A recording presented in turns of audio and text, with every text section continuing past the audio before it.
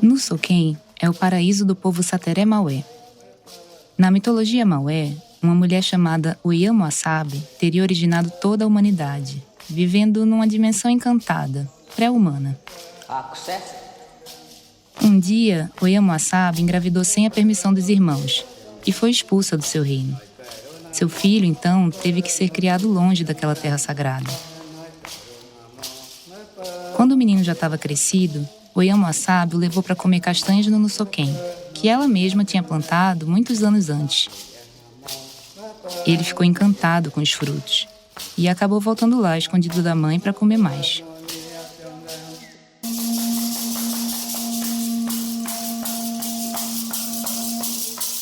Só que os tios do menino descobriram a desobediência e, enfurecidos, ordenaram a morte da criança. A mãe já encontrou o corpo do filho sem vida e o levou para as margens de um rio, longe do Nusoquém.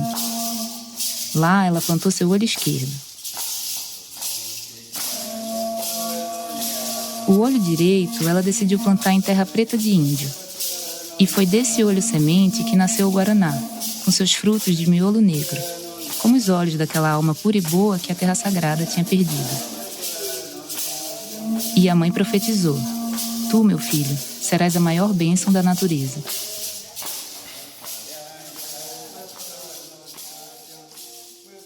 Não é à toa que a lenda do Guaraná não prega sua apropriação individual, como querem a Ambev e a Coca-Cola.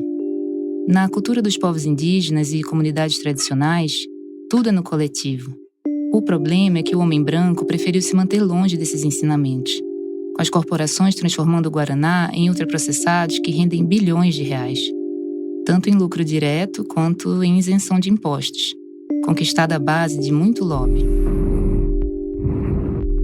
Do meio da Amazônia, o Guaraná foi levado para outros territórios, como a Bahia, onde é plantado em grandes extensões de terra para dar conta da sede de poder da indústria. E a gente está vendo onde isso nos levou. Eu falo assim, que o povo, até brinco com isso, o povo vai na frente cortando as árvores e nós vai atrás plantando, porque a hora que você vai num lugar que você colheu semente naquela árvore, quando você chega lá, cadê? Já cortou a bichinha, já está sem nada. Aí o que a gente pensa? E se nós não fosse atrás plantando, como é que estava hoje o clima do mundo? Essa é a Vera Oliveira. Ela é coletora de sementes em Nova Chavantina, no Mato Grosso, e faz parte da rede de sementes do Xingu. Uma rede que promove a coleta de sementes visando a restauração ecológica da Amazônia e do Cerrado. Hoje eu trabalho com o cajazinho, por exemplo, eu tiro ele no começo do ano, janeiro e fevereiro, por aí. Aí eu aproveito a polpa dele, aí eu bebo suco, dou para os outros. Onde eu vou buscar semente, eu levo para as pessoas também. É tipo uma troca, né? Eles me dão a semente e eu dou a polpa de fruta. Que a gente sempre tem que fazer o nome, né? Porque se você não fazer, você não consegue. Porque a gente colhe bastante coisa, mas é em terreno dos outros. Porque como eu moro na cidade, eu não tenho fazenda, eu não tenho terra. A Vera é uma coletora urbana, mas tem uma parte da alma na floresta. Todos os dias, ela e a Madalena, sua companheira de coleta há 6 anos, se deslocam para encontrar sementes em outras terras. A região do Xingu abrange parte dos estados do Mato Grosso e do Pará, e integra os biomas do Cerrado e da Amazônia. É uma região povoada por diversas comunidades ribeirinhas e extrativistas, que vivem em constante ameaça pelo desmatamento, a grilagem e a mineração. Tudo que a Vera consegue coletar é vendido à rede do Xingu. E cada tipo de semente vai ter seu processo de armazenamento. Depois de secas, algumas sementes vão ser guardadas em garrafas PET, outras em sacos de tecido e outras em bombonas. E há variedades mais delicadas que precisam ser mantidas refrigeradas, mas só depois de estarem bem secas para não mofarem. A Vera mantém um galpão com ar-condicionado para conservar bem essas sementes. E eu trabalho com 33 espécies de semente nativa. Eu trabalho com baru, que é o carro-chefe, daí vem o jatobá, veio o angelim, que nem esse que eu estou mexendo aqui agora, é o angelim da mata, é o cajá, caju, tamarindo, e assim vai. A gente não dá conta de lembrar todas, não. Como pregam os ensinamentos do branco colonizador, tem gente que não gosta da presença dos coletores. Gente que se agarra à ideia da propriedade privada e acha melhor deixar um fruto apodrecer no pé do que partilhar com a comunidade. Já ouviu falar de alguém assim? Eu começo. A turma da bancada ruralista. Vera conta que precisa ter muito jogo de cintura para navegar essas relações. Então a gente nem procura ir mais nesses lugares. A gente vai deixando de mão, porque as pessoas têm medo da gente grilar, né? Principalmente fazenda grande. Que não conhece direito, acha que a gente vai grilar. Ou como a gente trabalha com lona também, aí acha que quando a gente abre a lona para tirar a semente, acha que vai armar barraca. E assim vai. A vida é essa. Aí você tem que chegar na pessoa, explicar que não é nada daquilo e que a gente trabalha para a rede. E aí vai falar o nome. Aí, não, você tem que conhecer, é uma coisa muito boa, bem. Aí eles vão amansando, mas quando chega, você chega brabo com a gente. Mas deveria ser assim? Por que seguimos normalizando a privatização e as patentes, como a gente vai ver mais pra frente, de bens e saberes coletivos? Isso me lembra um momento da minha infância que talvez você também tenha vivido. Eu estava na alfabetização e a tia Carla, minha professora, resolveu propor à turma um experimento mágico: fazer nascer um pé de feijão. Na minha cabeça de 6 anos de idade, vivendo num contexto urbano, ainda não tinha passado a ideia de que eu poderia contribuir com a vida no planeta. Aí imagina uma criança cultivar uma muda de feijão e que para isso bastava reunir um grão de feijão, água, sol e pedaços de algodão. Em poucos dias, a semente brotou no meio do algodão úmido, dentro do apartamento onde eu vivi quase toda a minha infância, em Olinda. E eu ainda tenho bem vivo na memória o encantamento que eu senti. Foi uma dessas atividades que ensinam sobre o poder transformador dos elementos da natureza, que juntos podem fazer brotar de tudo. Uma experiência de fazer parte de algo maior. É seguro dizer que a escola tem um papel importante no processo da gente se entender como um ser participante do ecossistema. Mas a gente, enquanto sociedade, deveria ter um papel muito mais expressivo nessa construção. Eu sou Lorena Tabosa e você está no Prato Cheio, podcast de O Joio e o Trigo. Hoje a gente discute como as sementes, que deveriam ser um bem coletivo, acabaram nas mãos do agronegócio. E como os movimentos camponeses nos ensinam formas de pegá-los de volta. Esse é o primeiro episódio da série especial para Segurar o Céu. Nossa equipe decidiu fazer 3 episódios para reportar outros caminhos possíveis de produzir alimentos, para mostrar que há formas de resistir ao modelo agressivo do agronegócio, cultivando comida de verdade, sem agrotóxicos e fertilizantes químicos e com base em saberes ancestrais. Também contamos mais histórias de resistência em reportagens no nosso site, que eu vou deixar na ficha técnica do episódio. Vale a pena ler depois daqui. Na semana que vem, a gente fala sobre o projeto do MST de alavancar a agroecologia com o uso de máquinas chinesas. E no terceiro episódio, vamos trazer a história da musa que se recusa a sucumbir ao agronegócio. Sim, eu tô falando da mandioca. É sempre às terças-feiras, 10 da manhã em ponto. Antes de seguir em frente, quero te contar que aqui no Joio você também pode ser semente. O Joio e o Prato Cheio não recebem financiamento de empresas, e essa é uma das maneiras de resistir ao assédio das corporações, que tentam invadir quase todos os territórios das nossas vidas. Por isso, te convidamos a fazer parte do Sementeira, o nosso programa de membros. A sua contribuição ajuda a financiar investigações profundas sobre o que chega no seu prato. Entra lá no nosso site para saber como contribuir. O caminho é o joiotrigo.com.br/sementeira.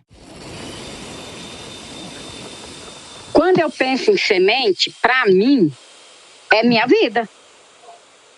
Eu não tenho como falar para você Eu vivo sem a semente. Não vivo. Então, eu bebo semente, eu como semente, eu vivo de semente.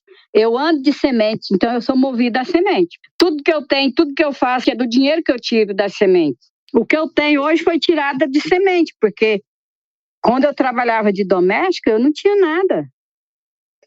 Tinha só a bicicleta. A Milene, minha filha, fala que quando eu larguei de trabalhar de doméstica, ela achava que nós ia passar fome. Mas a natureza da fartura é quem a respeita. E nem mãe nem filha ficaram com o prato vazio nesses 12 anos em que a Vera é coletora de sementes. As plantas com semente surgiram há 350 milhões de anos, na era paleozoica. Até então, as plantas se reproduziam por esporos, por divisão celular ou por propagação vegetativa, que é quando novas plantas crescem a partir de caules, raízes ou folhas da planta-mãe. O processo evolutivo permitiu maior reprodução das espécies, já que as sementes funcionam como dispersoras. Elas podem ser carregadas pelo vento, se forem leves, transportadas pela água dos rios ou ingeridas por animais que comem os frutos e expelem as sementes em outros territórios. Os primeiros Homo sapiens começaram a caminhar pela Terra há cerca de 300 mil anos.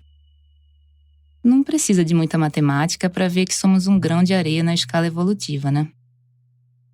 A agricultura é ainda mais recente, coisa de 12 mil anos. Do desenvolvimento de técnicas de irrigação na antiguidade até o início da mecanização no século XVIII, a agricultura passou por diversas transformações. Mas foi a Revolução Verde, nos anos 40, que nos empurrou para a produção agrícola em larga escala, com o uso de fertilizantes sintéticos, pesticidas e sementes geneticamente modificadas. O avanço do agronegócio foi se acentuando nos últimos 50 anos. As variedades de sementes nativas, capazes de evoluir para sobreviver a enchentes e a secas, e de se desenvolver tanto em terrenos íngremes quanto nas planícies próximas ao mar, foram sendo substituídas por variedades fabricadas em laboratórios.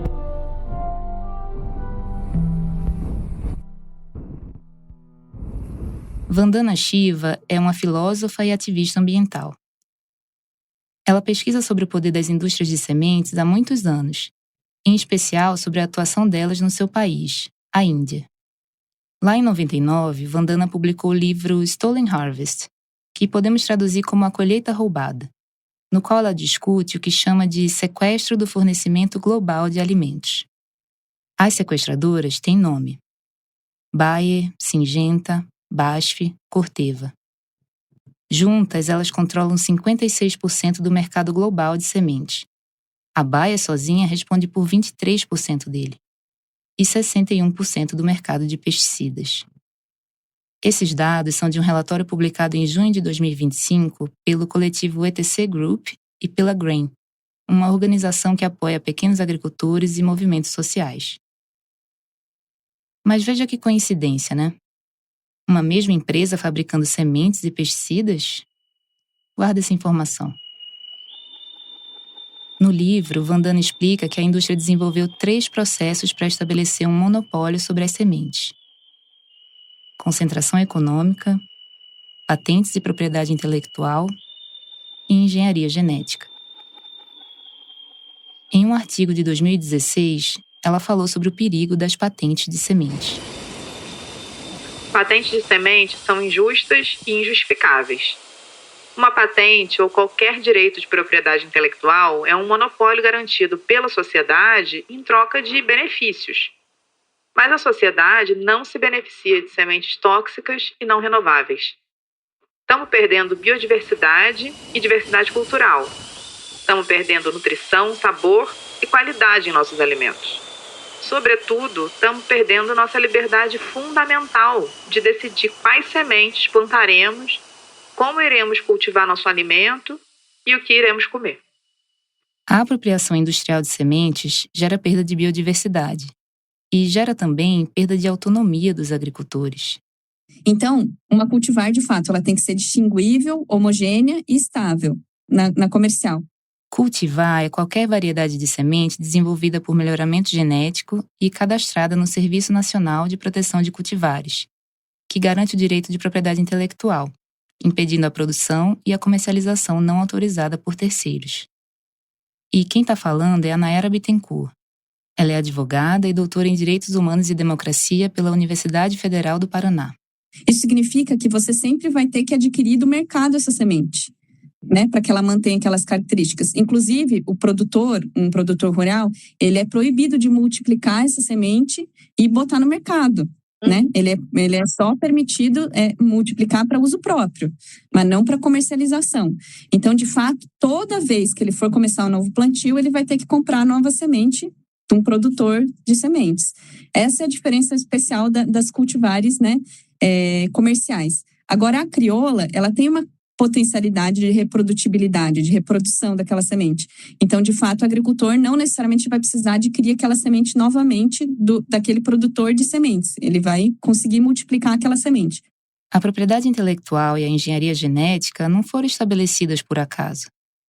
São mecanismos para aprisionar os agricultores em um sistema que só beneficia as empresas. Lembra que as maiores fabricantes de sementes são também as líderes em pesticidas? Imagina que você é um produtor de algodão. O mercado impõe que você cultive determinada variedade, porque é a única que ele vai comprar. Aí você precisa adquirir as sementes da empresa que detém a patente delas. Essa semente transgênica foi criada para resistir a uma determinada praga. Você planta, o algodão cresce, mas é atacado por outra praga para a qual a planta não tem resistência. Coincidentemente, a mesma empresa que te forneceu a semente é quem vai ter a solução.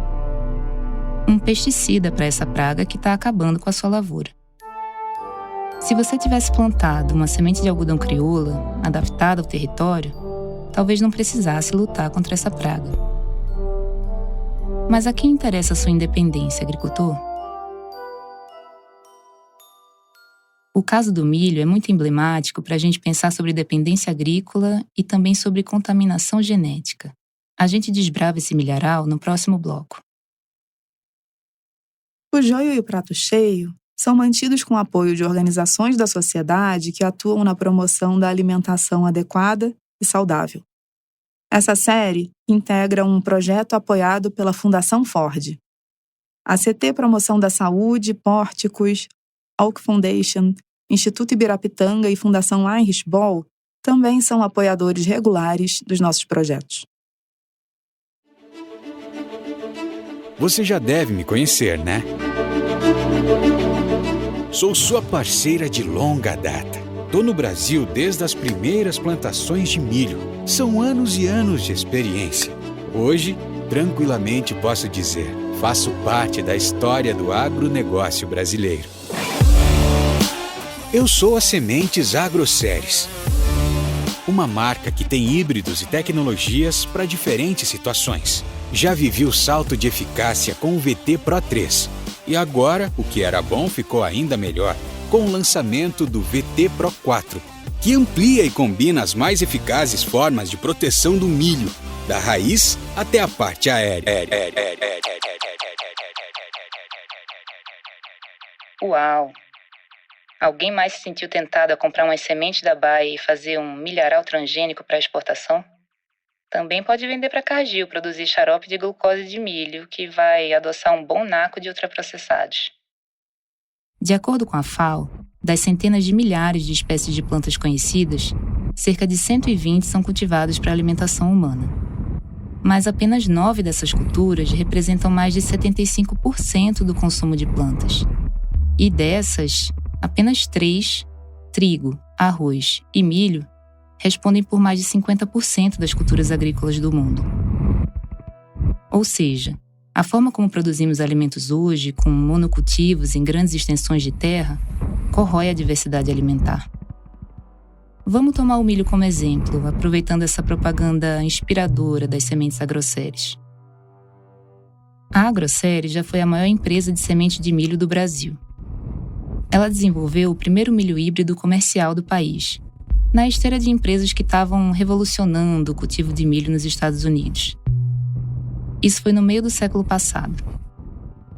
É claro que tanto sucesso nas lavouras brasileiras ia chamar a atenção de uma gigante agrícola global. Aí, em 97, a Monsanto comprou o núcleo de semente da Agroceres. De sementes híbridas, a Agroceres passaria às transgênicas. E essa é uma boa hora para a gente entender as diferenças entre os tipos de sementes. As sementes locais, tradicionais ou crioulas, embora a lei enquadre todos no mesmo conjunto, elas têm algumas diferenças técnicas entre elas. Mas, em linhas gerais, são aquelas sementes, variedades desenvolvidas, adaptadas, produzidas pelos agricultores familiares, assentados da reforma agrária, comunidades tradicionais, povos indígenas, e são essas sementes que são reconhecidas por essas comunidades. Elas têm o fenótipo reconhecido por essas comunidades. As sementes crioulas não são padronizadas. Elas variam de acordo com o território e com os modos de produção de cada comunidade. Já as sementes comerciais, que podem ser híbridas, geneticamente modificadas ou transgênicas, são sempre homogêneas e estáveis. Isso significa que uma semente é praticamente igual a qualquer outra da mesma variedade.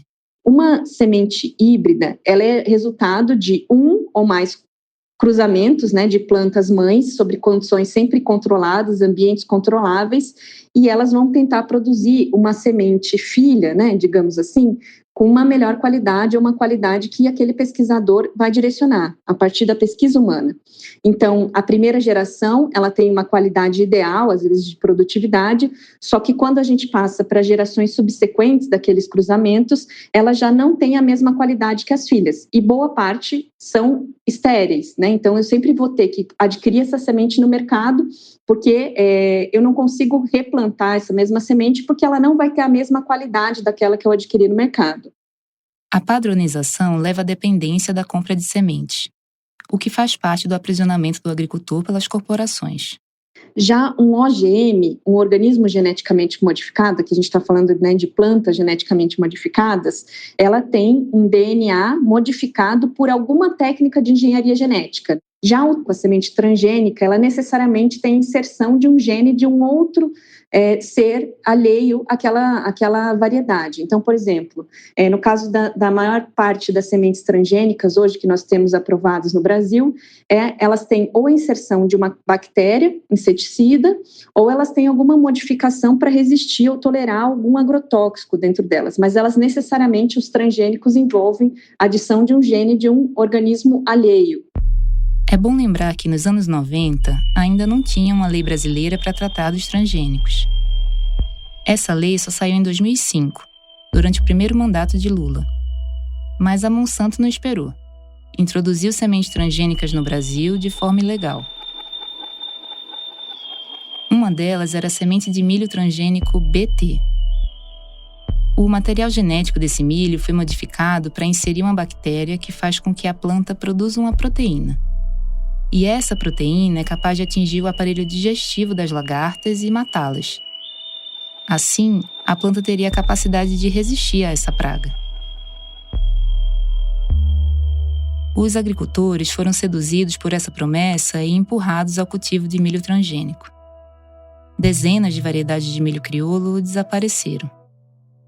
E em 2018, a Bayer herdou todo esse mercado de venda de sementes transgênicas com a compra da Monsanto.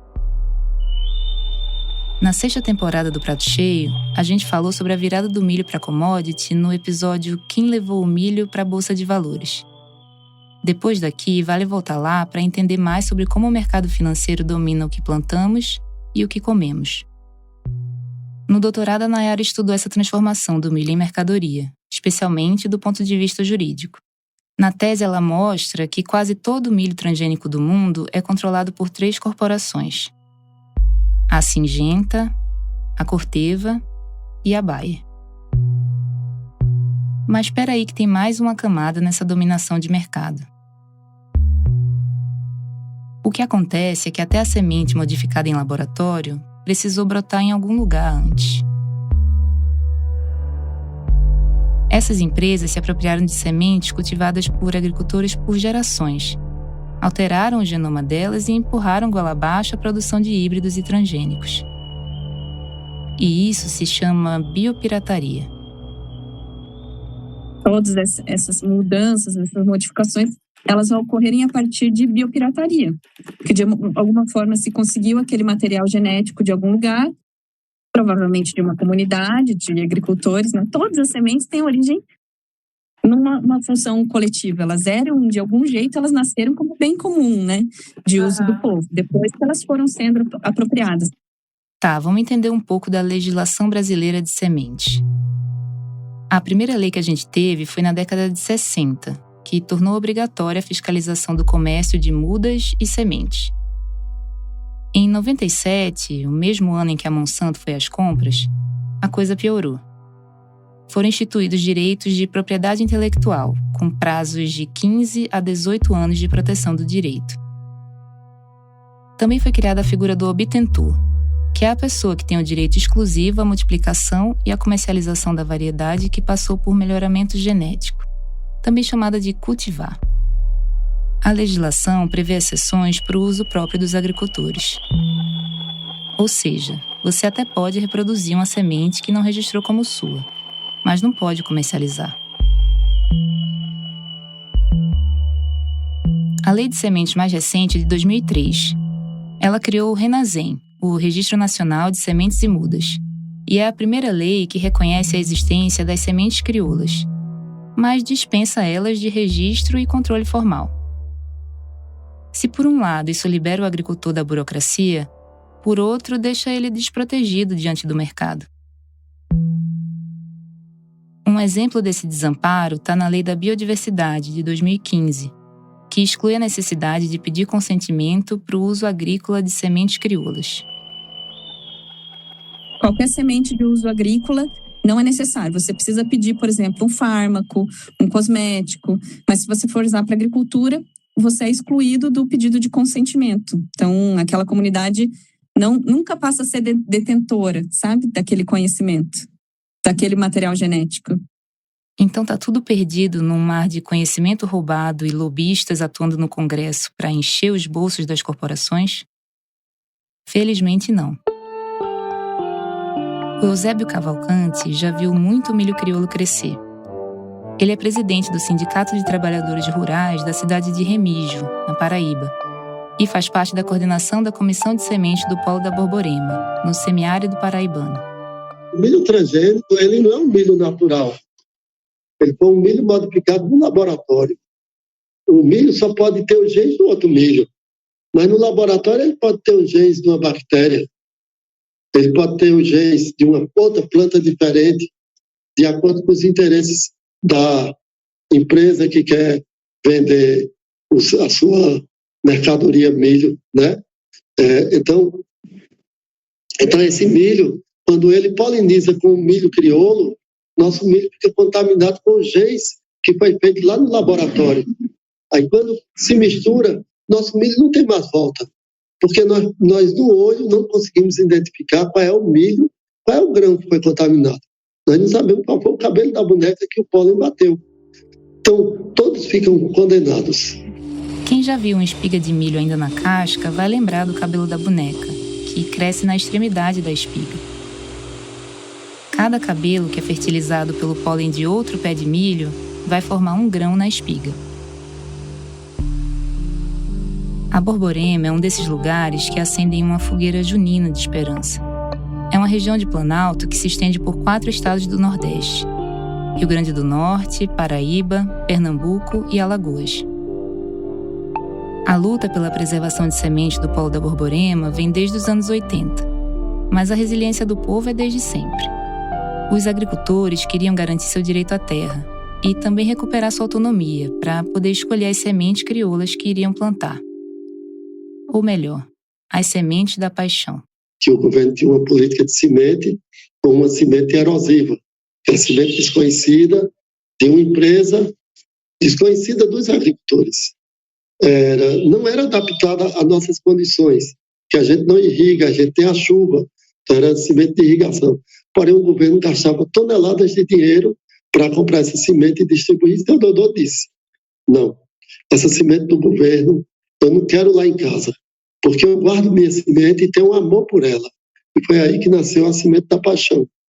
A partir dessa declaração de amor de seu Dodô, foi a declaração de amor de todos nós pela semente crioula nossa, que ela é adaptada e é o mesmo sentimento que a gente encontra em qualquer parte do mundo de quem guarda semente crioula, semente de paixão, né, pela sua semente. E assim, aqui na Paraíba, nós não chamamos mais semente crioula, nós sempre chamamos semente da paixão. Seu Dodô é um camponês da agricultura familiar de Teixeira, no sertão paraibano. E a inspiração para o nome Semente da Paixão surgiu numa reunião da ASA, a Articulação do Semiárido Brasileiro. O movimento do Polo da Borborema nasceu para desafiar os discursos da época, inclusive os do governo. O governo e a assistência técnica do governo sempre disseram que o agricultor não guardava semente, guardava grãos ou não guardava nada. E a gente, quando fez um diagnóstico específico de semente em 96, e esse diagnóstico nos explodiu de alegria, porque tinha uma quantidade imensa de sementes, uma diversidade de sementes muito grande, de fava, de feijão de arranque, de macaças diferentes.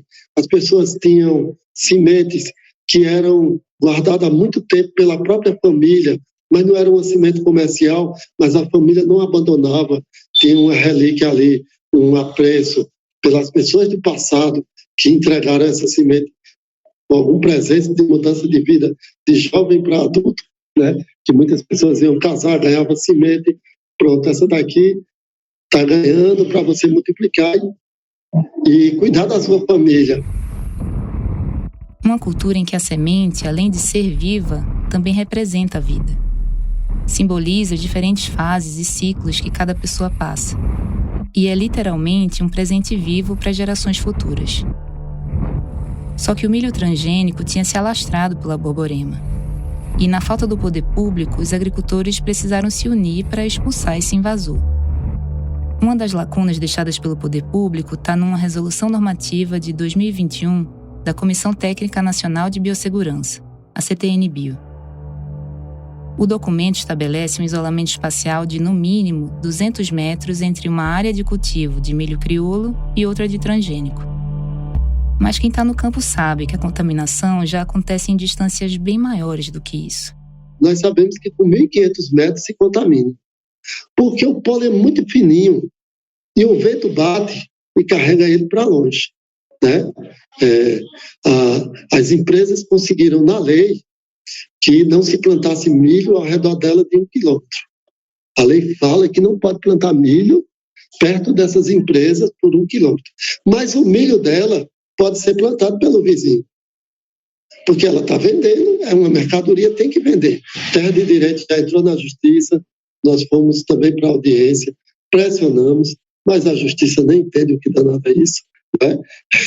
Ela termina sendo vencida pelo lobby das empresas. A Terra de Direitos é uma organização que atua na defesa de direitos humanos, em parceria com movimentos sociais populares. E a gente tem que encontrar estratégias de não contaminação, não é isso? Fazer barreiras, plantar numa época um pouco diferente de quem plantou um milho estranho, né? Fazer essa campanha para que a comunidade não plante o milho de fora, e aí as pessoas vão se protegendo, né, para não contaminar o milho e ter comunidades livres de transgênico. Foram anos e anos de campanha junto às comunidades para descontaminar as roças de milho da Borborema. Em uma delas, só depois de uma década é que as espigas voltaram a ser de variedades crioulas. Isso só foi possível porque cada comunidade passou a vigiar todo o milho que entra no território e a ter um banco de sementes próprio. Funciona assim. O agricultor pega emprestado uma quantidade de sementes para plantar. Depois da safra, ele devolve sementes para o banco com um acréscimo que foi decidido coletivamente em assembleia. Por exemplo, se ficou combinado que cada um devolveria 20% a mais do que pegou, se você levou 10 quilos para sua roça, precisa devolver 12 quilos de sementes ao banco. Nós chegamos a ter 273 bancos de sementes em toda a Paraíba, né? Que são as casas de semente conhecidas de Pernambuco e Ceará, se chama Casa de Semente. E aqui nós chamamos bancos de sementes. O nome até pode mudar, mas a missão segue a mesma. Ajudar a agricultura familiar a continuar produzindo comida boa e saudável. Isso também passa pela valorização do milho crioulo na hora da compra. O milho da paixão é comprado por um valor 30% acima do mercado. Depois, os grãos partem para uma unidade de beneficiamento gerida pela Coop Borborema, onde o flocão da paixão é produzido desde 2021. Um cuscuz livre de agrotóxicos e do selo T, de transgênicos, que pode ser encontrado na Paraíba e em outros estados do Nordeste. Um sonho para muita gente que vai às compras e só vê produtos com milho transgênico ao redor.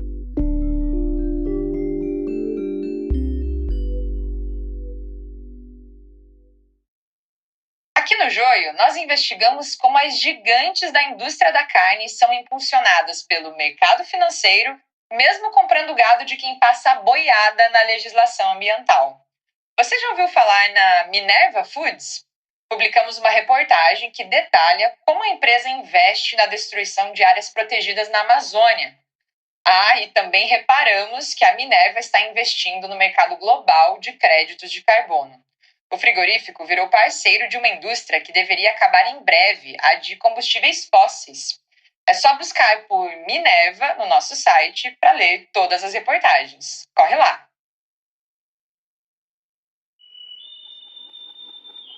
Pode parecer óbvio, mas não custa a gente lembrar que a luta contra os agrotóxicos anda lado a lado dos guardiões de semente. Se não tiver umas leis que barrar tanto veneno que o pessoal está usando, eu não sei até quando que vai essa venenada não, né? Seu Geraldo Gomes é um guardião de semente da Caatinga, no norte de Minas Gerais. E foi com essa simplicidade e sabedoria que ele recebeu a repórter Tatiana Merlino e a diretora de arte do Joio, Denise Matsumoto, na sua casa de semente, que fica lá na comunidade de Touro, município de Serranópolis de Minas. Lá ele guarda mais de 200 variedades de semente, em potes, garrafas e cabaças. Sementes cultivadas sem veneno. Porque tudo que se planta hoje, a maioria é limpado com veneno. Passa veneno para se bicho for comer a semente. Matar, né, os pequenos animais, pássaros. E a gente vê que aí, quando vem a chuva, leva essas enxurradas que passa com esses venenos, leva tudo para dentro dos rios, dos córregos, lagoa, né, e a gente vê que está tudo contaminado. É uma tristeza que a gente está vendo e acabando com a nossa biodiversidade, né, porque quando você passa veneno, mata tudo, você vai ter um caminho para virar um deserto, porque ali não vai nascer plantas mais, né, não vai ter plantas para dar semente, para estar nascendo, para reflorestar.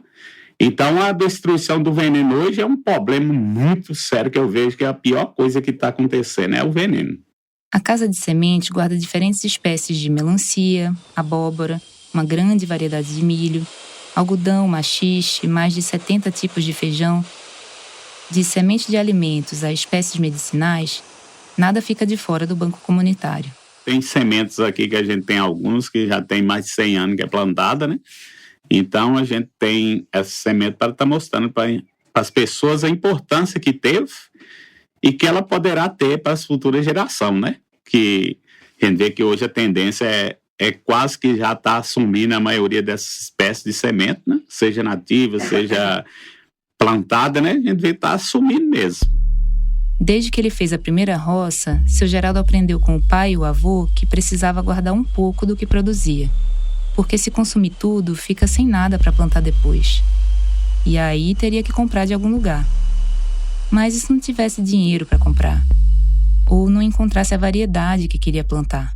E hoje em dia é mais complicado, né? Que você acha mais no mercado é só semente transgênica, né? Então, é a dificuldade que o pessoal hoje tem de encontrar alguma espécie de semente, porque muitas já perderam, né? E, às vezes, por falta de conhecimento, né? O acesso a sementes resilientes e adaptadas ao território se tornou difícil, mas pode voltar a ser possível graças às casas de sementes. E foi com um objetivo parecido que o MST criou a Bionatur, a primeira empresa de sementes agroecológicas da América Latina. O que diferencia a Bionatur de outras iniciativas da agricultura familiar é o tipo de semente que a empresa comercializa. São sementes de hortaliças. As hortaliças têm uma questão fundamental que ela é viável economicamente trazendo da Bahia para cá. Não há o que questionar. Hoje dá para trazer alface da Bahia sem problema. Dá para nós levar rúcula daqui para a Bahia sem grandes problemas. Ela é viável economicamente.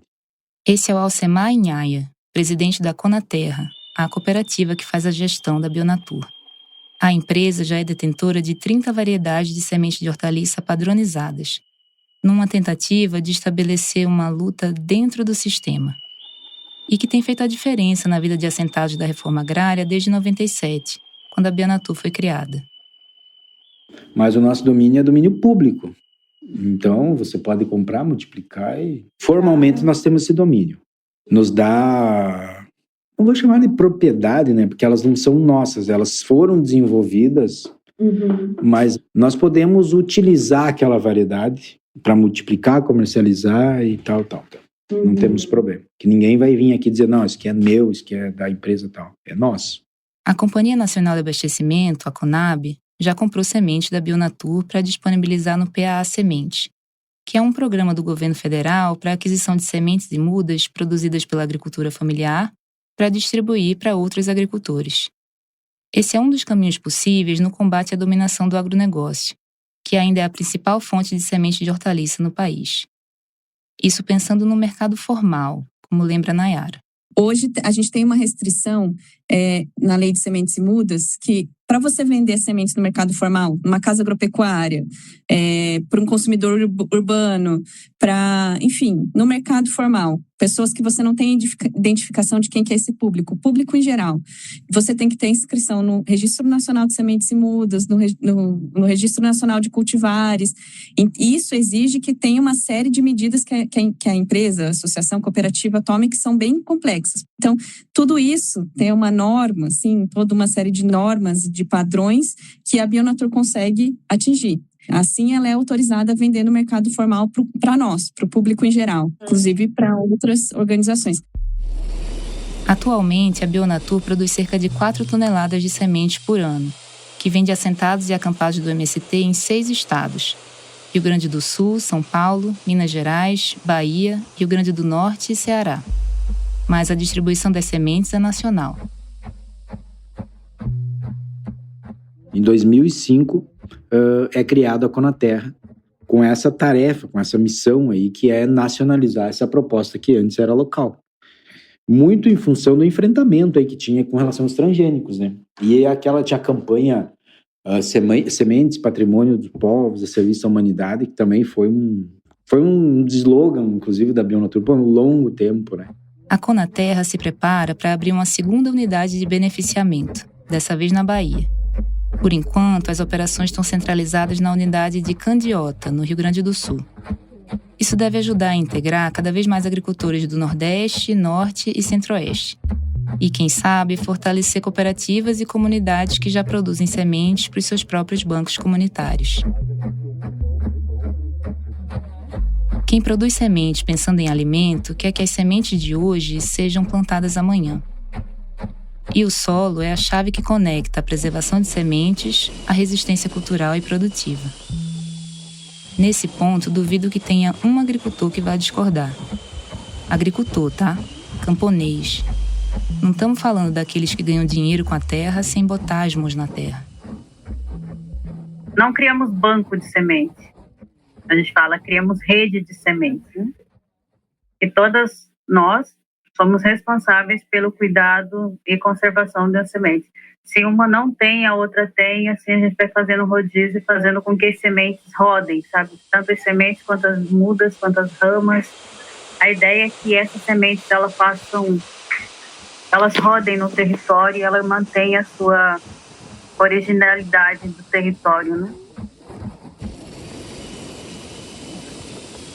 Mesmo separados por muitos quilômetros nesse Brasil, talvez Eusébio, seu Geraldo e Nilce Pontes, que você acabou de ouvir, pudessem ser companheiros de roça. Nilce é quilombola e agricultora agroecológica do Vale do Ribeira, em São Paulo. Atualmente, ela é coordenadora da RAMA, a Rede Agroecológica de Mulheres Agricultoras, e integra a Coordenação Nacional de Articulação das Comunidades Negras Rurais Quilombolas, a CONAQ. Aqui, as mulheres são as grandes guardiãs. Não só de sementes, mas de saberes e modos de fazer passados por gerações. O papel das mulheres, a gente fala, está muito ligado à questão da segurança territorial, dos cuidados, né? E da conservação das práticas e saberes, né? Isso está relacionado aí à preservação e à conservação das sementes, né? E é por isso que elas acreditam que a semente só é nativa a partir do momento em que ela está sendo manejada no território. Eu não acredito que uma semente que seja envidrada por ano, ela vai ter a mesma aderência, né? Ela vai ter adaptação ao território.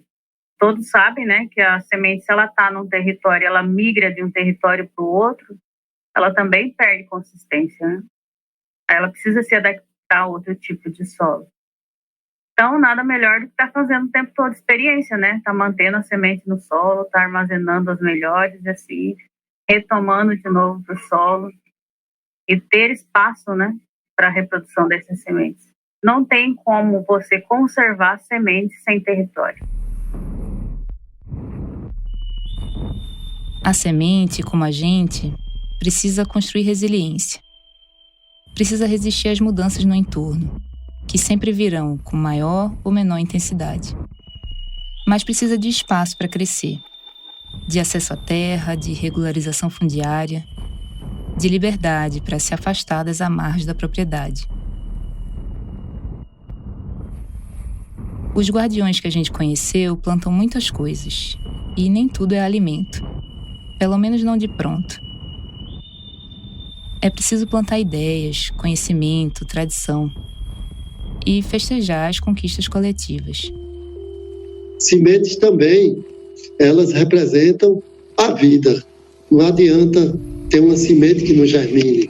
Então, se ela germina, ela pode estar dando esperança que o futuro vai ter vida. Quando ela não germina, nós ficamos assustados com o futuro. A semente híbrida foi feita para não germinar no futuro, porque ela quer ser uma mercadoria, ela não quer ser uma semente, né? Mas a gente quer que a semente ela germine. As sementes são presentes da natureza criados justamente para nos dar esperança de futuro, para proporcionar a continuidade das espécies. E que, se a gente manejar bem, vão seguir germinando para alimentar os animais, inclusive nós. Lá no artigo de 2016, Vandana Shiva aponta o caminho para barrar a ideia de sementes como commodities de empresas privadas de biotecnologia, para que voltem a ser um bem comum.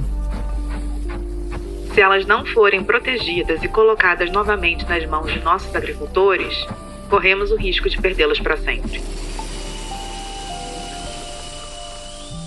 Para encerrar esse episódio, a gente se deixa com uma composição do Eusébio, chamada Traga Semente, na esperança de plantar boas sementes aí dentro também.